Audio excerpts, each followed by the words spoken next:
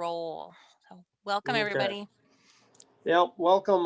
Just kind of welcome, just so you know, for everybody on the call. I'm doing so. If the picture looks a little bit different for me, I'm on my phone here, just with the internet issues that we had from last time. So, taking a look at asynchronous work, and obviously, folks, we understand as a group that life happens, and you may get to the asynchronous work, you may not.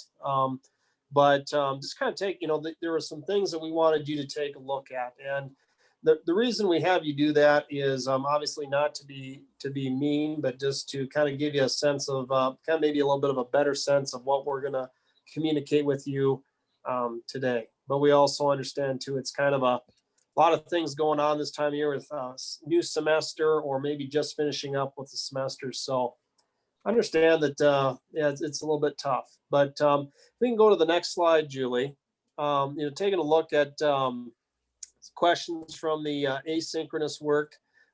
Taking a look at kind of the lesson 4, the raw image, how pictures are turned into color images, not clear to me. So that's something that we'll, as we move forward in this, we'll either, if we don't quite get that answer during the webinar, we'll certainly get that answered here so that it's a little bit clear later on. So, and then if we could go on to our next slide, taking a look at the reflection. And our question comes down to this is, how does learning in context, why before how guide lesson planning for the classroom?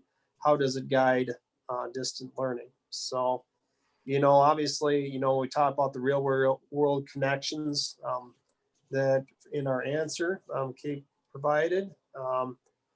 And I think a lot of times, I think, Kate, you hit it pretty easy where you want to have the real world connections. Otherwise, your students aren't going to connect. Students don't connect well with theory. They like to see things and see how it applies for us. So very good. We can go on to the next. Okay. If you didn't complete the pre-survey, that'll probably be something that we would ask you to do, just kind of get an idea where you're at. So then if we go on to the next, I think slide 7. Okay, so that's kind of concludes our that pre-work part of things that we need to work through. If you haven't done so already, please take or go through and take the attendance that's listed there.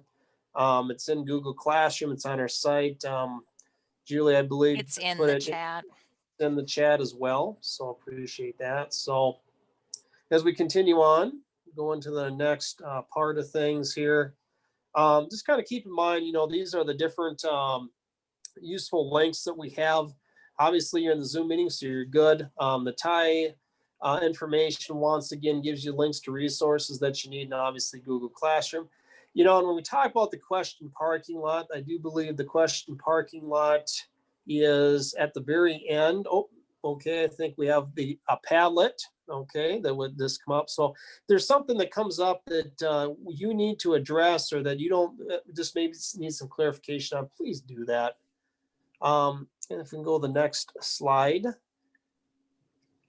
Okay, and we go through here the welcome part of different things. I know a lot of people are, I shared earlier, just a little bit overwhelmed. We had a teacher recently, just Spanish teacher, resign Monday. So that reshuffled things for a lot of people, including me. So Monday will look a little bit different than it was 2 weeks ago. So, I know just as we kind of taking a look here, looking forward to learn about some different things, and which is good.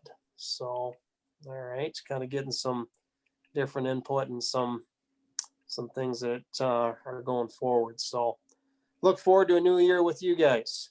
All right, so if we keep moving forward there. All right. And we'll talk a little bit about logistics. Obviously, we've been doing this. This is our 5th meeting together with the logistics and kind of just doing some different things. Your time obviously is very, very valuable, and we really appreciate you making the effort to come in 8 o'clock at night. We know you've had a long day at work. You know that you're giving up time with your family. So obviously we want to respect that time. One of the things is, there might be a question come up, and just for the sake of time. We might not have the time to go through and answer all of it, but there are times where we can reconnect, whether it's through email or phone call, or maybe just connecting through another Zoom meeting, just to kind of get that taken care of. Okay, so if we can go on to our next slide.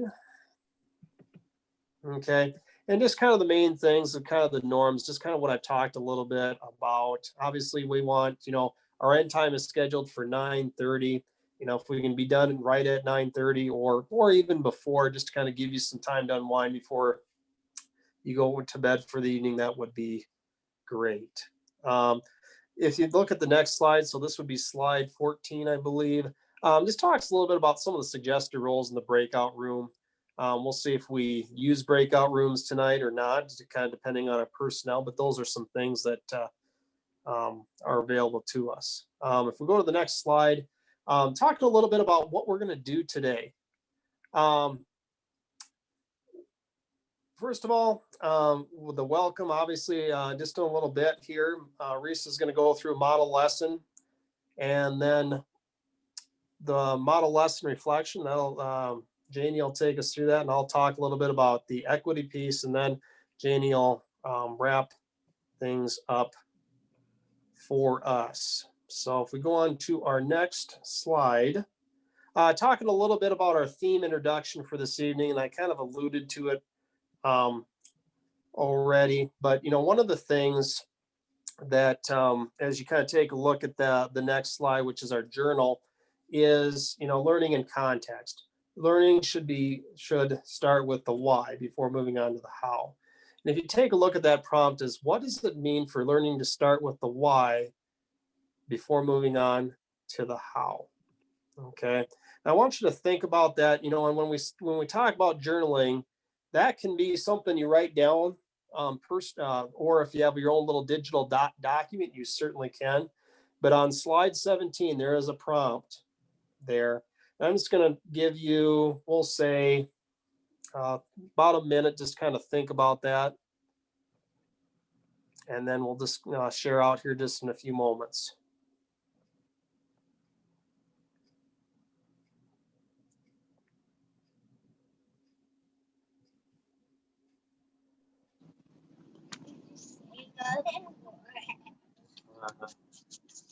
Hi, Nate. Hey, can you hear me now? We can certainly hear you. Oh, good. Welcome. Thank you. Right now, can't talk tonight. We're just thinking about the question, what does it mean for learning to start with the why before moving on to the how? Okay.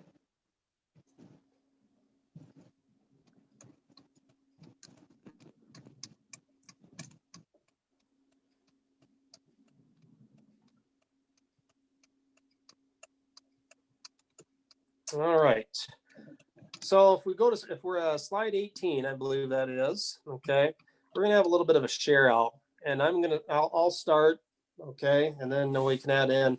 One of the things I remember from several years ago was a 60 Minutes story about Bobby Bowden, and he was the Florida State head football coach, and very successful national championship coach. And he talked about how early in his career in the 1960s, 1970s, when you told the football player to do something, they did it. No questions asked. And if you ask questions, you put them on the line and you'd run them. And he talked about how over the course of his career, which was 40 years, towards the end of his career, he said, the one thing that I've changed about my approach to coaching football is when one of my players asks why, I explain it to them. And it just kind of gives them what in his reason is it gives them better clarification of the reason. So what are some things that you would share about on that? What does it mean for learning to start with the why before moving on to the how? I think it can, I do this in language art, English every day. I have lesson goals and I say, this is what we're supposed to learn today. And I tell them why they need to know it. And it gets them to focus into the right place, and they see that relevance. And then sometimes if you start with the why, you're putting them on a mode of discovery instead of the passive learning, which is more, I'm just going to see what the teacher says and like do what I'm supposed to do. But if you operate from the context of why, you're already tapping into the part of their brain that's going to be more inquisitive and more about discovery.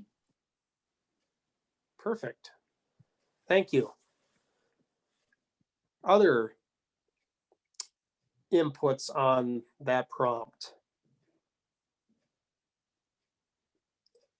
I like the part about the discovery because I think that's very, very important. The relevance to why. The other thing I can add about discovery is like the kids we're teaching are different. They're on their phones and they look at something for 3 seconds and they kind of just graze. They don't really dig in. I mean, they do that when they try to read or write too. Like they just skim the surface. And so you want them to just direct their attention to a deeper level. And I think you have to structure that into your classroom. I feel like attention spans are just not quite, because when I was in school, we did our research from a book and went to a card catalog and took notes from a book. I mean, these kids would think we were hanging them to dry if we had them do something like that. So it's like, I mean, when they were doing their research papers, they wanted to copy the paragraph, and put that on the note card, like copy and paste. I'm like, no, you're supposed to pull the right stuff out of it. So it's like, you have to get them in the mode of digging in. So yeah, teaching English, let me tell you, it is a trip. Okay, but anyway. Yep. Yeah. Very good. No, So that's great insights on that because like I said, establishing that depth. As if there's anything as we look to move forward here, if there's anybody any ideas or different things, you certainly can put them out in the chat, and then we can look to them later. But the next thing that we are going to work on is, so I think we are on slide 19. Okay, and I do believe that we are going to move forward at this point with Risa. Is that correct, Risa? Yes, I'm ready to jump in. We are on Okay, slide perfect. 19. All right, there we go. All right, sounds good. Oh, and I did something different too. So I might be looking at a different screen because I'm trying to look at 3 screens at once. Lesson 19. So previously on Unit 5, we talked about Lesson 1, representing matters. It's providing an overview of what data is and how it's used to solve problems. Lesson 2 would have been about patterns and representations, what they look like, needing to create a system of representation, and introducing essential vocabulary. That was lesson 2. Lesson 3, some of the vocabulary is like encoding, where that is getting a computer to read information, where decoding is the information represented so it can be read by a person. So those 2 terms. Lesson 3 is about binary representation. And they kind of get their first exposure to binary. Lesson 4 is representing images and learning how computers represent images and exploring the pixelary widget. So if you look on the side of the slide 19, the X made out of the boxes, that's the pixelary or pixelation widget. And you can kind of, it starts simple and it goes through like about 5 lessons where they look at it, they clean one up, and then by the end, they're actually making their own from the widget. Okay. Let's go to 20. We're going to put our learner's hat on. And slide 21, we are going to do lesson 5. So that was just a preview of what we covered. We've got our learner's hat on and we're going to go right into the warm up. Coming into class, okay, let's talk about the prompt. Why don't we create a list of all the information that we want to represent to a computer as a number, or where do we use numbers, and do we have any ideas? So I sometimes, I don't know if this will work or not, because yeah, there it is. I kind of hide things from my students sometimes and then pull them off the smart screen or whatever. So consider like a store. Where would a store need numbers? So maybe you can pull a store that you like to go to. You ever go to Shields, or I'm drawing a blank. Sometimes Barnes and Nobles, or other places that you might go shopping online even. What are some numbers that a store would keep track of? Anyone have a comment? Probably monthly sales, like monthly sales, weekly sales, Okay, sales numbers. inventory, UPC codes, Yeah. prices. Yep. Maybe and changing if they're a prices. store that's like a chain, they might be competing with other chains to see like who has more sales and stuff like that. Yeah. Who's the top store or whatever. Okay, might what compare. about Facebook? If you've been on Facebook, are there some numbers that you Number and of your friends likes. number of likes, that's a big Yeah. one. What about birthdays? You ever get those birthday notices, right? And you Mhm. kind of see, oh, how many people have responded to their birthdays or whatever. Okay, so just kind of a thinking through this, we see numbers in a lot of different things on computers, from stores, from social media. So there's a lot of numbers and they need to be tracked or manipulated in such a way. Go to the next screen. So here's our activity. We are going to look at a model lesson where we're going to figure out digital, we have a digital number card and we're going to use binary. So go to the next screen. And the next screen. Good. It says, find out which cards should be face up or face down to get the correct number of dots. And you're going to put a U.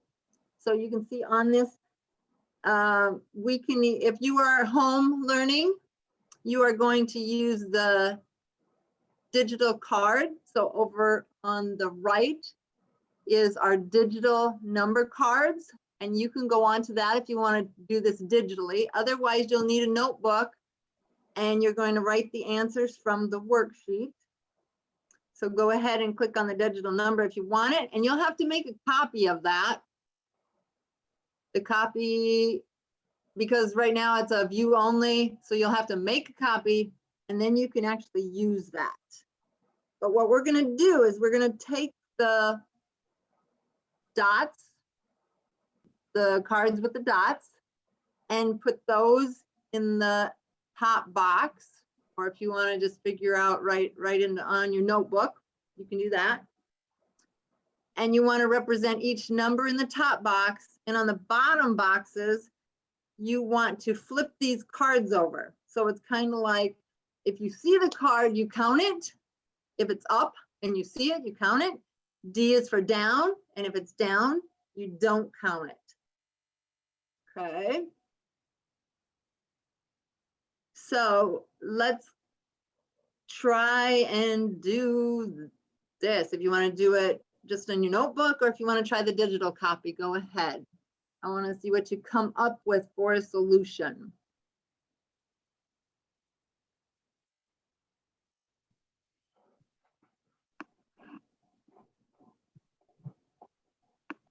Give you about 20 more seconds.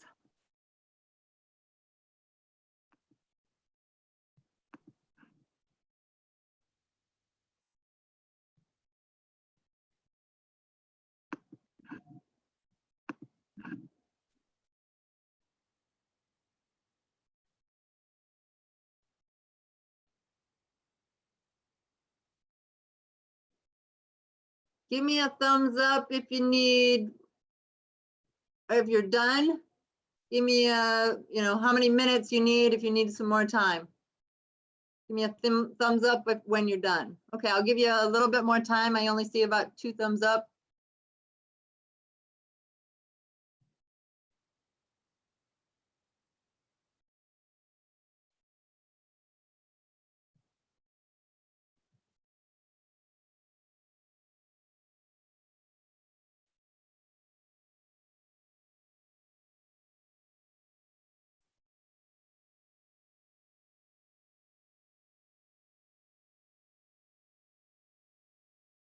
Okay, how are we doing now? Did everybody get into it? Okay, thumbs up if you're ready to move on or you feel like you've got the, okay. Julie, could you go to the next slide? So here's our example solution. And it's kind of tricky to figure out, but you can see where the numbers, if you put them in order on the top, they're a little easier to solve for what the number could represent. So here's 1, this one was 2, but we're not using that one, 4, and then 8. So to represent 13, we needed 8 and 4, that'd get 12, and then 1 would be 13. Okay, so that was our sample. Now I'm going to let you do it on your own. Go to the next screen. All right, go ahead and open up the activity page. And you can either write it in your book or if you printed it off earlier, you can do that. And I'm going to give you 5 minutes to do that. And then as a group, I want you to come up with an answer and answer the prompt on the breakout room slide. And we'll do that for 2 minutes. Okay, so we're going to go into a breakout for 5 minutes.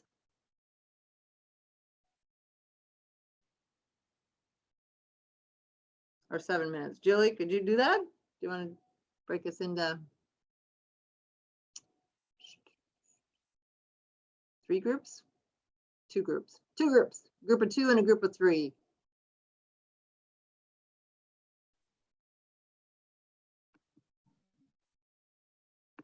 Tell me when you want to go. Go ahead. All right, guys. Everybody ready? Ready or not? We're Ready or teleporting. not, you're teleporting.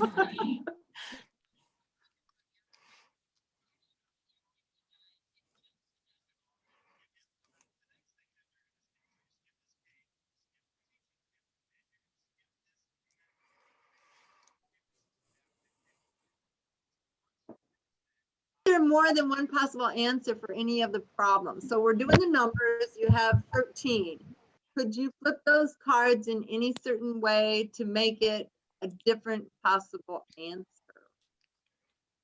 Group 1, what did you kind of think about this? Do we have a spokesperson for group 1?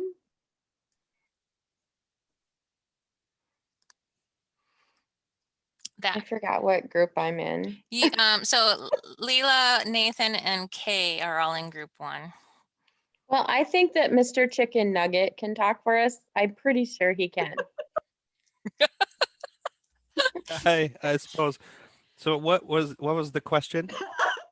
Do number 1. Do you think there is any more than one possible answer for any of the problems? So, well, I think what confused me was, I think you phrased it different. I got confused So it depends. It depends on how like if you were to ask the question like just simply what's going on, you might get more than one possible answer, and that you're tapping into an imagination that is not your own. And I've come to the conclusion that it's good to expect unexpected answers because Good. then you know that they're thinking about it. But yeah, so we kind of the conclusion was like depends how you phrase it. True, But if true. you start really broad, yeah, there's more than Yeah, one so I'm possible gonna answer. narrow it down in the sense of when you were on the card and you were looking at number, hang on a minute. The example was 13, but the next one was 5. So could you come up with a different card sequence to come up with the number 5, or was there only one possible way to get 5? Group 2, what do you think on that? That was, is that Tina and Bree? Yes, that's who they are, Tina and Bree. I guess I just went with what was the quickest math fact that I knew, and I just went with that. I mean, I would imagine because there was a 4 and a 1. I mean, there's probably some imaginative way to get there, but I'm a pretty straight line, like as quick as I can make the fact family that I know. I don't look too far out into that creative realm. So that was kind of how I approached it, was just pretty strict based how I was taught my facts and how fast could I get there instead of going a roundabout way, kind of the same like when you count change, which I just taught in my math class, thinking about how can you get to a number the fastest way. So probably not the right answer, but that's how I roll it with math. It's pretty straight line. Yeah, so in this is pretty straightforward. It's always going to be, I mean, you got to go with the bigger numbers first, kind of like counting that change back or whatever. You know, you go with the bigger numbers or dollars first and then do the change. Okay. What about the smallest number? What would be the smallest number we could represent in the card flipping? Group 1. Go ahead, Tina. Did you have something? Or okay, Tina's group was saying 1. Group, the other group, what do you think? What's the smallest number you could represent then? Yeah, Tina's changing her mind now to 0. I thought it was 0.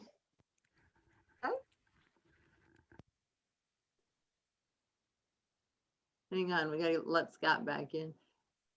Yes. Why do you think 0? Or how are you getting 0 and how are you getting 1? And how are you rationalizing that? Or how you Well, think? I went with 0. I did 1 because I always thought they thought like that old school Y2K, that 0 would like be a kill code. So like structurally in my brain, I was like, well, it can't be 0 because the last thing that old school philosophy of living through the Y2K, 0 was a kill code. So I went with 1. Okay. And I learned binary by using the cards and flipping them over. And so if I flipped over all the cards, it was 0. Good. Okay. What about the largest number? Did anybody think about the largest number? So that's going on the other side of it. Group 1 or group 2? Want anybody to answer? Or did we get that far? 15. Good. Yeah, 15. Yep. Okay. Let's go to the next slide. All right. Here is representing numbers again. So it's kind of going into levels 2 through 7 in the Code Studio.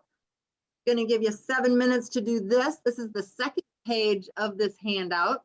So if you have your handout, please use that. Or if you have a notebook, just feel free to write the answers in that. So Julie, you're ready to teleport them for 7 minutes. And then as a whole group, we're going to discuss the prompts. at the bottom. Why this prompt? Why is it important to have a set bit length for your number when you send information to binary? Bit length meaning how many boxes there are, okay? So we're gonna teleport and you're gonna work with 5 boxes this time and see how that's a little different, and then 6 on 1. Okay. All right, guys, you're off.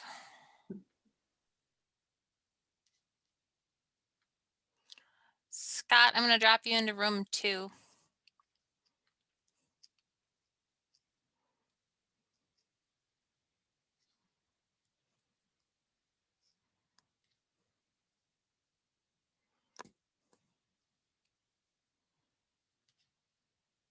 Of the representation lessons. Am I asking the wrong? Leela's group. Did you guys get through some of the, Yeah. and Kay? Yep. Awesome. Yeah. Okay, so some questions or responses. What numbers go in the leftmost box? Do students know what numbers go in? And then it goes from 32, and then you go, oh, when you go 6, it goes 64, and it keeps doubling to 128. So they can kind of see there is some doubling and progression, and you could cover bigger numbers all the time. Why would you need 5 boxes?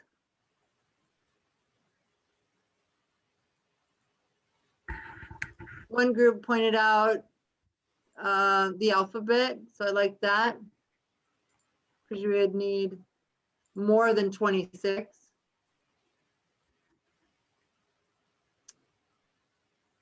Would you need? I Go think ahead. once the students find that pattern that it's getting bigger, if we needed a bigger representation of numbers, we'll need more boxes. The more boxes equal the more Right. more decimal numbers. What's the sales of shields? Well, then you'll need bigger numbers. If you're just counting what month are we in, you wouldn't need 5 boxes. You might only need 4, right? Because you could do 12 months and give them a month. What month is it? You could do that from only a 4-bit. Okay, Julie, go to the next screen. Yep, we're gonna wrap up now. And I think that's Janie.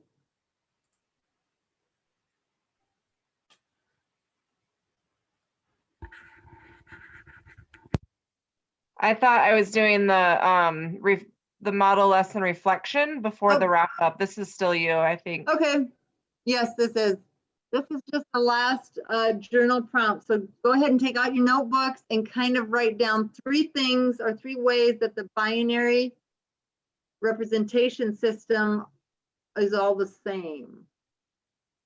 3 ways that they're the same. And then after that, write 2 things that are special about the way we represent numbers in binary. And 1 challenge in representing information on a computer. So kind of an exit ticket here. 3 ways that the binary representation system are all the same. 2 things that are special about the way we represent numbers in binary. And 1 challenge in representing information on a binary computer.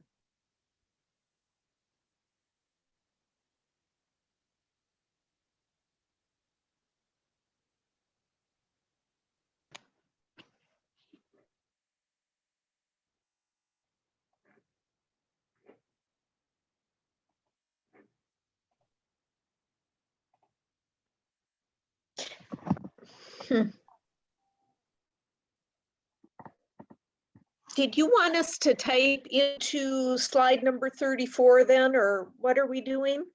Actually, I was just going to have you do it in your notebook, but maybe I'll pull. Okay, that's Hang fine. on. just more as an exit ticket. So it's what Okay. what your takeaway is it from the lesson, what your takeaway is from the lesson. Okay.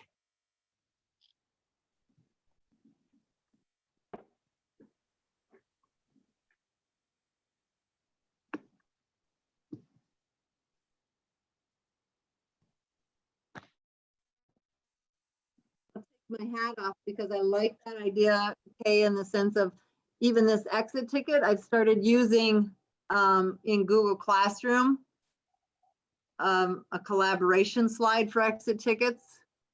So kids can go in and see what others are writing too. Okay. Yeah, I think you can do that with the question too. Like if you ask a question and then it Yes. shows in a stream of their responses. yeah. But PowerPoint is more fun because it shows up live, like, and on top of each other and like in the way of things, and they can add images and yeah. Yeah. What were you saying the other way was, Nathan, besides PowerPoint or slides? Oh, as when you a- go to classwork and you can add a question. And then you ask the question and then they can answer it. And when they answer it, it shows in a stream. In the Google Classroom, you're talking Yeah. about, right? Yeah. Okay. I can show you later. This is a 3-2-1 question. This is a 3-2-1 question. Okay, it seems more obvious now that I look at it. So they're in all caps. And they're 3, 2, 1. yeah, they're all capital letters, and I Uh-huh. tried to. I'll mute myself now. Have a nugget.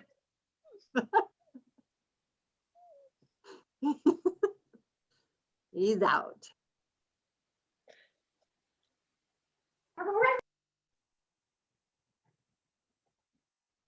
Okay, I think we'd be done with class at this time. So yeah, Janie, now we're on to the reflection. Some things we'll take away from this lesson. All right. Well, thank you very much for the lesson, Risa. So in the, basically just to reflect on this lesson, you can tell that Risa had us kind of divided up into 3 parts as far as the learning and context goes. So in the warm-up, she provided examples and asked for examples, right? At the very beginning, said, hey, can you give me some examples? And then she went ahead and shared some examples that would be relevant to us. And I think the most relevant things were social media related, like how many likes or shares we got on Facebook, for example. So then after she kind of got the relevant excitement going on, that's when hopefully everybody started getting motivated to kind of figure things out. So just reflecting on learning in context, and then the discussion was the next part.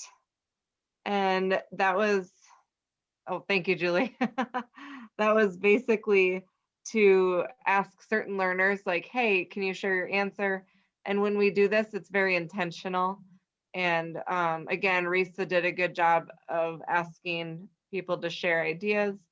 And then another thing that we suggest doing is when you're in a small group, say your breakout rooms, asking for a spokesperson, right? So that they're sharing the entire group's idea instead of just their idea. Students are a little bit more excited to share others or group ideas versus just their individual ideas.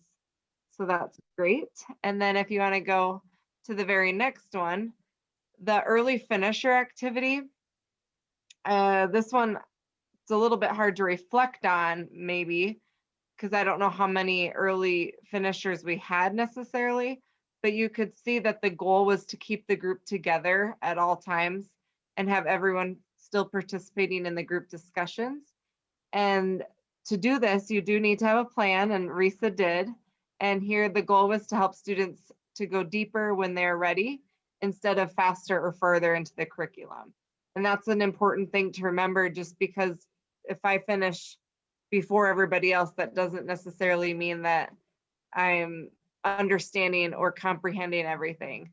So what we like to leave you with as far as early finishers, the activity guide is a great way to really demonstrate that comprehension and that if the students are in fact understanding what they're doing.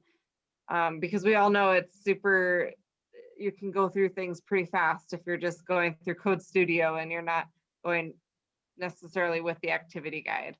So just keep in mind, and then extra challenges, they really shouldn't be given unless students are ready for them or they understand what they're doing before the extra challenge, right? So, yep, so those are pretty much the three things for our choices that Risa, so I would say the first, I guess with Risa's choices, that first one, getting the examples put out in front of us. So going into the prompt, and I kind of was thinking we could, instead of doing this as a journal, I was thinking we could do this as a whole group share out for choices that you will make to meet your students' unique learning needs when you implement this lesson in your classroom. Like as a student, how did you feel? Number one. And with that in mind, what changes are you going to make when you do teach this lesson? And if you want to take a minute, that's fine.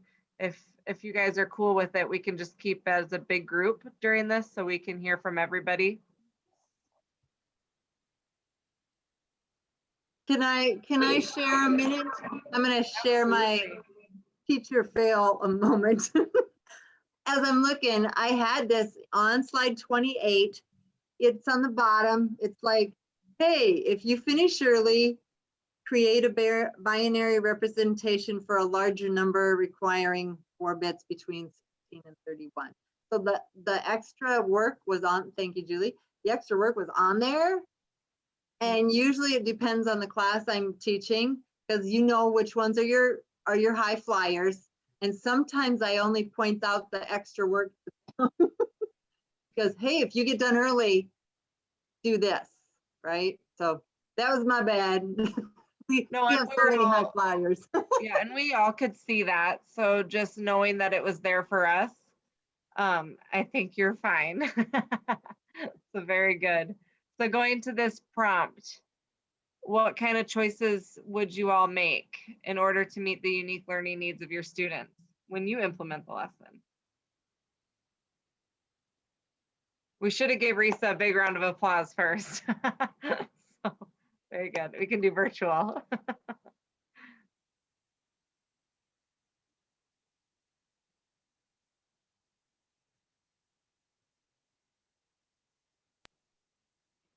Looks Did like, you want us to share or not yet? I think so. Yeah, go for it. If you're ready, are you volunteering yourself, Kay? Sure, I'll just say I was really not so hip on that Code Studio tool. I think I'm going to stay with the tried and true, either the old fashioned cards or a flippy do. And that's just my preference.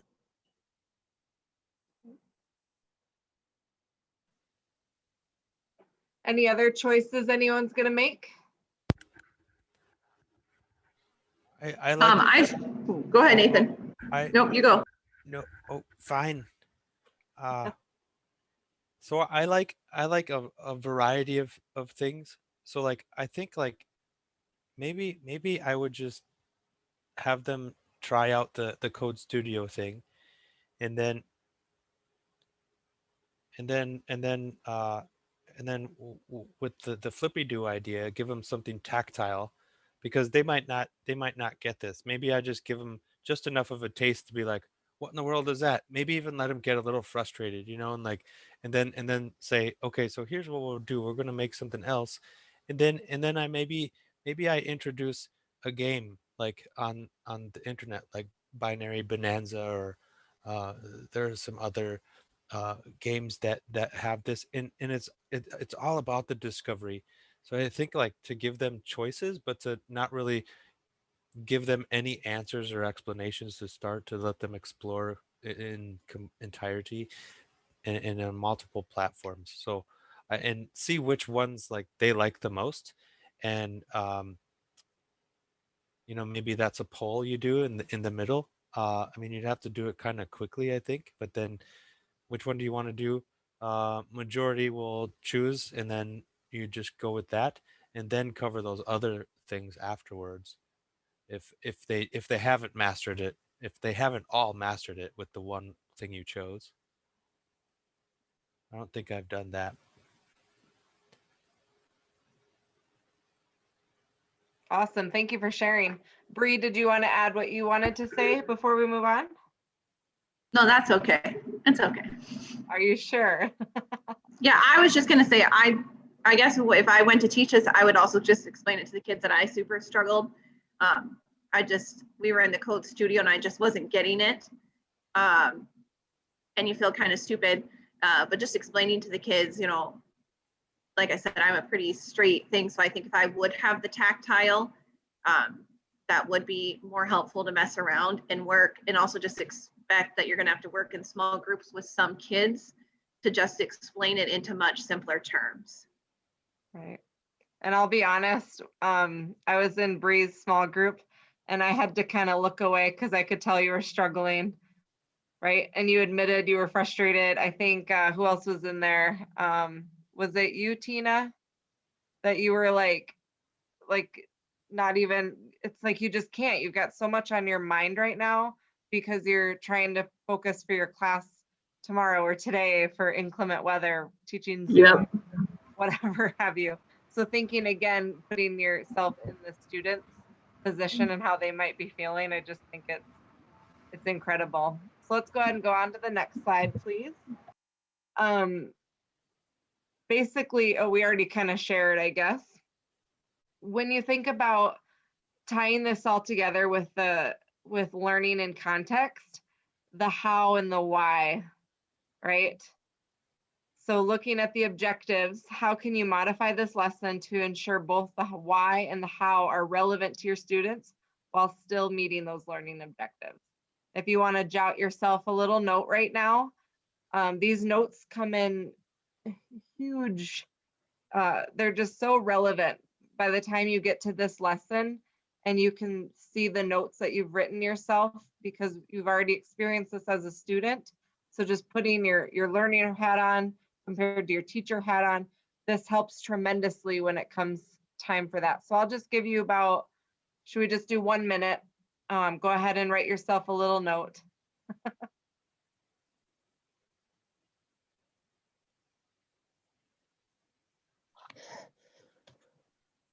I like your note, Julie. When past writes me notes to the future, it makes me so happy. Past me.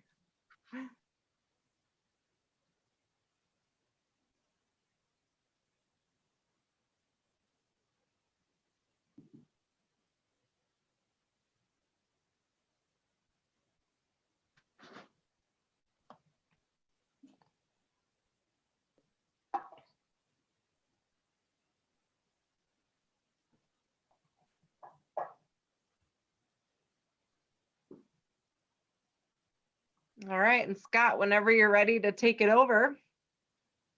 The minute might not quite be over, but hopefully you all got a moment to write yourself a nice note to kind of remember this moment. Yep. Well, just kind of as we go through that, just kind of with anything, just kind of sharing things, guys. As you go through these things, I understand it's hard to struggle through it. Going through the bits, not understanding things, but it's really, really good from the standpoint of when your students go through these same lessons at whatever point you're going to go through this. It's really nice to understand how they feel about things and kind of being on the same path with them. So when you struggle, yeah, it stinks, but it's going to help better serve your students later when they come to those same issues. So let's just talk a little bit this evening about equity. And if you take a look at the picture here, I think a lot of times when we talk about equity, we confuse it with meaning the same thing as equality. Okay, equality, everybody's going to get the same thing. Equity, everyone gets what they need to succeed. Okay, keep in mind there's a difference. Equality, everybody gets the same thing. Equity, everybody gets what they need to succeed. So, and I'm probably not going to go as much by the slides as they're listed there.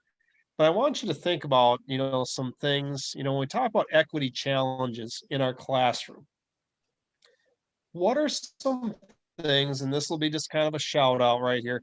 What are some equity challenges that you see with your students? Dyslexia, when you're trying to read and write, Okay. and sitting in an English class, that's really hard. Yep. My student that's autistic.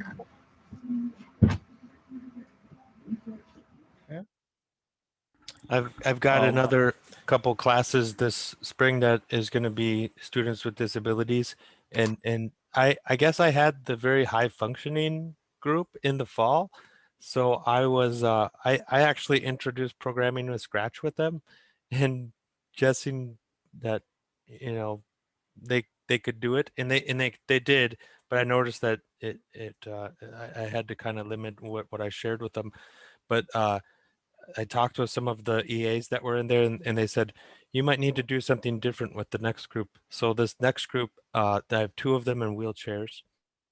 A few of them do not have speech, like they can't talk. And a couple of them, they can push things towards other things, but they can't type. So that class, I was thinking, since it was not as high functioning, that maybe we would just have more keyboarding days, and then I would just show them things more. I'm going to need to really, I'm going to have to really be aggressive with creating some equity. That means introducing like iPads, and I mean, it's a regular computer lab. I don't have, my computer lab is equity. Everybody gets the same thing. They all get a mouse and a keyboard, but not all students are going to be able to use those things. You might have to Yep. slow the curriculum down a little bit so you can like move around the room and assist with the different physical needs that the students have. Yeah. Did some of you notice some of the some equity issues maybe last semester, and then probably from March on? One of the issues that we ran into in Del Rapids was internet access. Yeah, us too, because Some some of our people kids are have in the faster, country. yeah, some kids have faster internet than others. And obviously, if they, when we talk about equity, is some of our students in a virtual format when they're working with our curriculum or with others, that can be a very, very big challenge as well. And I think sometimes it's easy for us as teachers to say, "Hey, why weren't you on the meeting this morning?" Oh, my internet wasn't working. And if you have kids, like you said, in the outside or out in the country, that can be a different deal. And we're all going to have different students come into our classroom, and different things. And it's kind of like, how do equity is such a big topic, but how do we address that? What are those things that we need to work on as we go through things? So, there's a lot of things that happen in our schools, and things that we just don't always, I guess, uh, always understand. But just kind of like some of the other things is it's gonna be out there. So um so on and so forth. And as there's there are a lot of resources on these slides that kind of talk about making a plan and kind of going through those things. And I think it's really important, like it says, with time's a little bit constrained here with what we have to do, but it's something to kind of think about as you move forward. Okay. I'm kind of looking at those resources together or on individually, just kind of seeing how that plan that you're going to have as you move forward into the semester. And we've already talked about a few of them. Okay, some of those challenges that you're facing. Okay, and like I said, it just is really good to challenge to see those different challenges. Okay, So Julie, I'm probably going to skip ahead a little bit here because I know, like I said, there are some different prompts that we could do and some different things. You're more than welcome to do those a little bit later. Okay, obviously we're kind of a little bit short on time. So Julie, if we could skip ahead to probably getting closer to 51 on the wrap up. So, oh, okay. And I think that will end up being Janie. All right. And I just was reading Bree's comment. And she has a huge advantage being a trained special education teacher and being able to quickly think of modifications to help students that were struggling. As a kind of a side note, I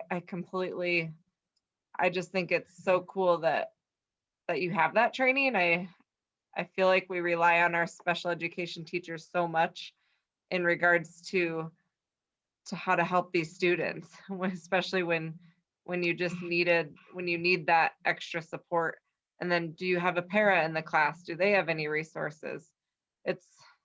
So anyway, kudos to you.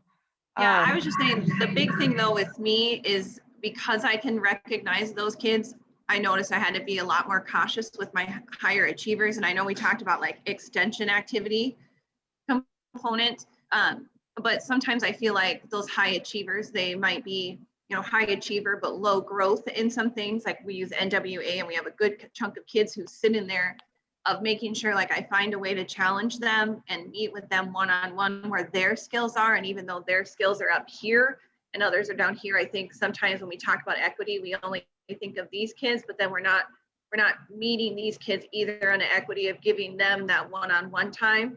So that was my big thing that I tried to work on last semester, was giving each kid time, not just my strugglers, but those high achievers, to push them, but give them that time with the teacher.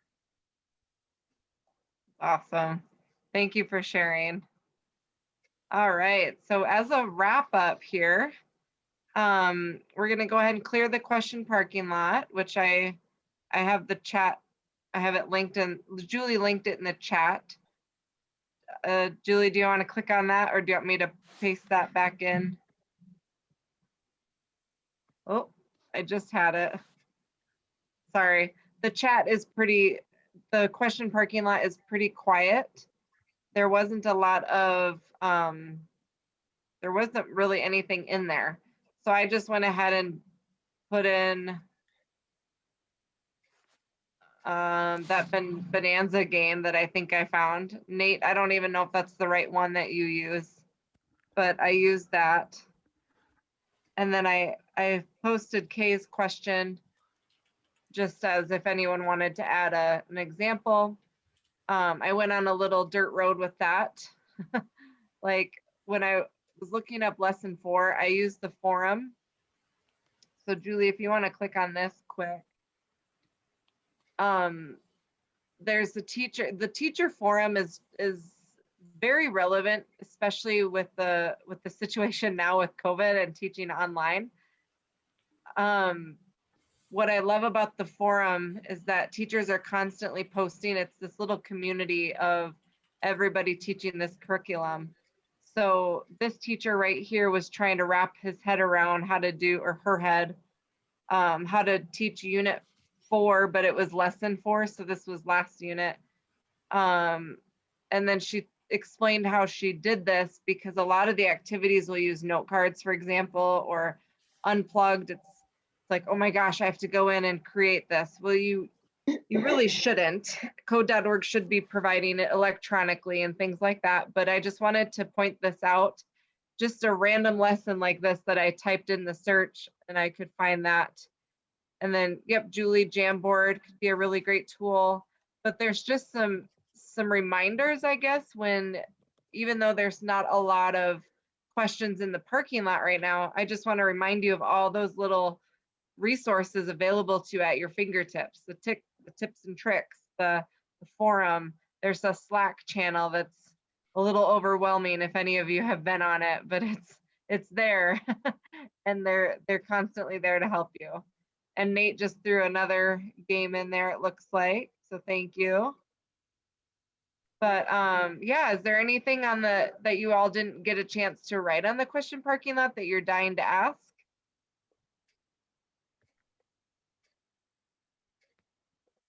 Oh, the chicken site. I forgot to Google that and post that in. What was it called? It's like chicken friend or food? Check pets or food. Pets or food. Pets or food. I think you'll find it right away.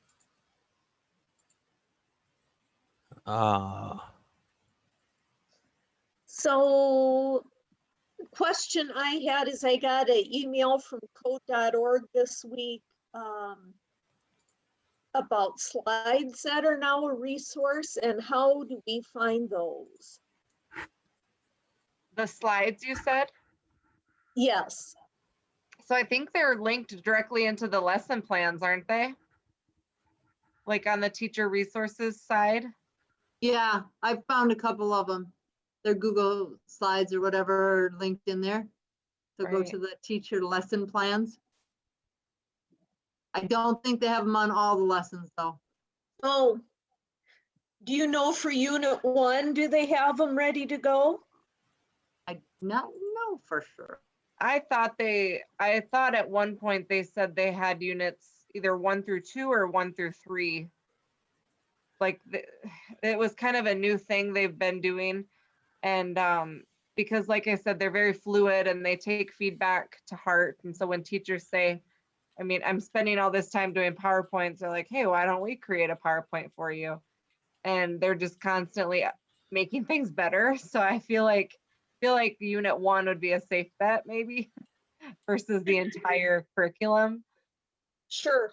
But I can't quote that. I don't know for sure. I'm just kind of looking here just a little bit from Unit 1, Chapter 1 and 2. Okay, and on the lesson plan, and I can send you these links too, just to make sure you have them. But there are slides available for the teachers. It's on the right-hand side of things. Like I said, I'll make sure to send that to you here, just so you are aware of that. But it looks like there are some slides to follow through with, at least through the first 3 chapters of Unit 1. Okay, well that'll be a help. I'm getting Absolutely. ready to restart again, so Okay. having some slides would be great. Yeah, Perfect. and I'll try to look at, before they had slides, so slides is new. I'll see if I can find, there might be some slides that other people's used on the forum. They might Oh. not be as clean, but they're at least there, or that I can try to find them for you. Okay. Right. Was it this update that they sent out yesterday? Exactly that, yes. So here they say it's for the 21-22 curriculum. They have they developed the resources and structures for Unit 1 through 3, including the slide decks. And so it's available with a preview. And they have a forum post here. So it's for next year's curriculum. So I'm not sure how much it's going to change, but that's what they say. So hopefully that helps a little bit, Kay. I wasn't quite clear if I had to sign up for that being a beta tester or if you could access the slides without a commitment. Let's see. I feel like you can access the And I beta just by It read says- it quickly. Click here to view. Yeah, so click here. Yeah, so I think you can, here's how to sign up. I'll drop this in the chat and we can also put it in the forum or in the notes. So I just haven't had time to dig deep into it. I saw it flagged that it's a weekend activity. no, Well, and it I Unit hear 4 you. Yeah, it said Unit 4 and 5 slide deck. So I feel like curriculum, the curriculum that we're in, year 2020 to 2021, I feel like the slide decks are only available within units 1, 2, and 3. And maybe not for every lesson, but since that is a new thing. Mhm. Yeah. Okay. What was that, Scott? I looked here. Sorry. Yeah. Unit 1, lessons 1, 2, 3, 4, 5, 6. Lessons 1 through 8 are available. Hey, In our current curriculum? And like I said,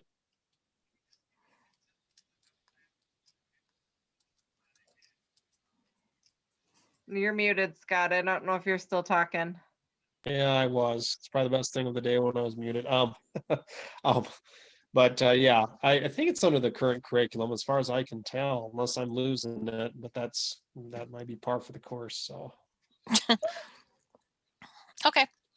Awesome. All right. So just to kind of continue our wrap up, to look ahead to our next session, which would be February 10th, we're going to look into module 6, and that's going to be to continue to reflect on the theme of learning in context, and then preparing to teach unit 5. The goals that we have are going to be to gain an understanding of key concepts and investigate the lessons, access and use project and support resources, review the problem-solving processes for data. I love how they keep the problem-solving process relatively the same, but they just tweak it a little bit accordingly. Reflect on some differentiation strategies to meet the needs of learners, and then reflect on how learning in context can help motivate students finally. So again, that's how we'll kind of begin with the next time we see each other. And I'm guessing that Julie will send the email out like she did this time with some asynchronous work.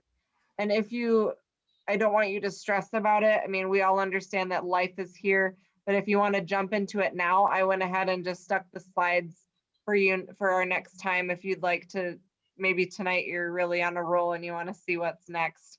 But anyway, so that's that. Looks like Nate is on a roll. He's gonna go see what's next. I saw you clicked on it, Nate. Anyway, I was just joking, but I'm seeing how long it is. oh, I'm just kidding. great.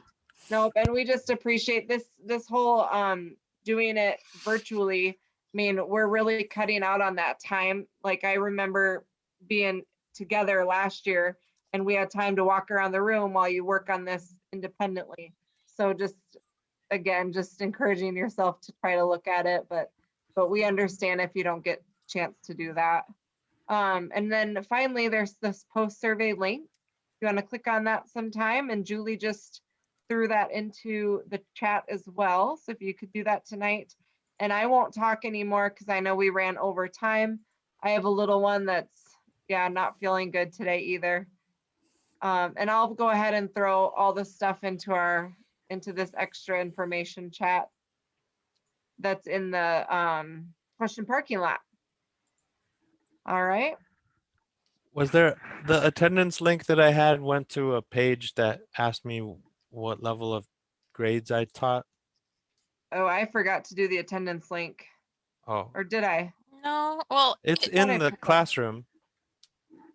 It's in the classroom, but when I click here, it, try this one, see what happens. This is the one I pulled out of the slides. So I just dropped Yeah, it I in the think chat. I did that at the slide Ah. number 1. got it. Awesome. Perfect. I guess I should have checked to make sure everyone was in.